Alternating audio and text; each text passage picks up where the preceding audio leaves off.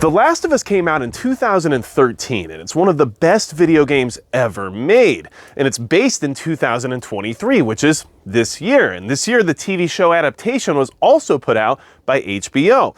Now, the plot of the story is surrounding the CBI, or Cordyceps brain infection, which has brought mankind to the brink of extinction. And the craziest thing about it is that the Cordyceps brain infection is a real thing. And there's reason to believe it's becoming more and more of a likelihood here in the future based on things that are happening right now. There will be some graphic scenes shown through gameplay footage of The Last of Us during this conversation, and some of the information discussed may spoil the video game or even the show adaptation, so move forward at your own risk. And I also have to mention that the biggest supporter of the channel is Midway USA. A big thank you to them for helping me move forward in my preparedness and for making videos like this one possible. So thank you to Midway USA, and let's get back to discussing why The Last of Us Cordyceps brain infection is becoming more and more likely. Ophiocordyceps unilateralis, or Cordyceps for short, is a parasitic fungus that primarily infects insects such as ants, spiders, crickets, and grasshoppers.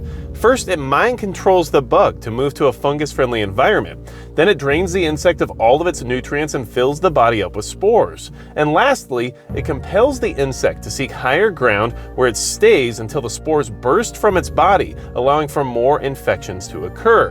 And as of right now, it only infects bugs. That being said, fungal infections in humans exist and have also been known to change behavior. Ergot is a fungus that grows on rye. Eating it caused St. Anthony's fire in the Middle Ages, with symptoms of gangrene, sores, convulsions, and hallucinations. But Cordyceps only infects bugs, right? Penn State University professor David Hughes, expert on entomology and biology, claims Cordyceps jumping to humans is unlikely for one key reason. As the vast majority of the planet does not eat insects, it's unlikely that the parasite would encounter us frequently enough to adapt to our digestive systems. Professor David Hughes said, 70% of diseases come from animals that we either lived with in the past or that we eat. We get diseases from pigs and poultry because that's what we consume and spend a lot of time in close quarters with. Here's the problem and why the Cordyceps infection is becoming more and more of a likely scenario here in the future. In 2013, the Food and Agriculture Organization of the UN began promoting insect consumption to fight food insecurity. The global market value of edible insects today is $3.2 billion, but is expected to hit $17.6 billion by 2032, 450% higher than it is currently. From 2021 to 2022, over the course of just 1 year in the United States of America, the edible insect market has grown by 40%, which is huge. But what are the most common insects used in the food industry? Well, it's beetles, bees, caterpillars, ants, crickets, locusts, and grasshoppers, which have all been known to fall victim to Cordyceps.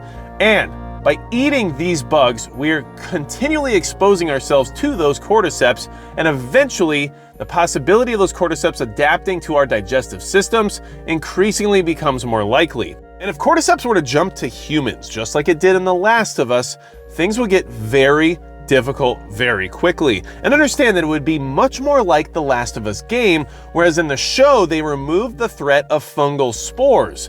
However, the spores are how cordyceps currently infect further victims. So understand that if we were to ever experience a Last of Us apocalypse, it would be like the video game more so than the show.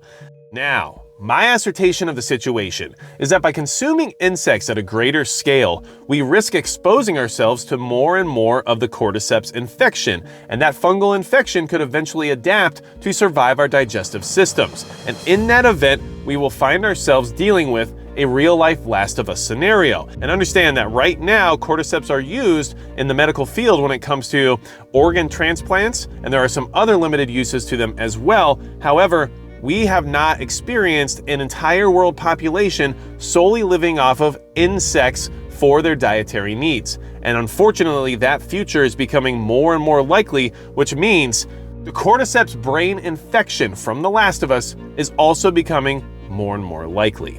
If If you have anything else to add to this video, or if you have anything else you want to discuss related to The Last of Us, leave it in the comments below. Hopefully this gave you some things to think about. As I find The Last of Us story very compelling, I also thought the fact that we are moving more towards a society that eats insects to be a little bit concerning based on this information. And if you ever need anything else from me, you know where to go, magicprepper.com, and that is going to be it for Magic Prepper.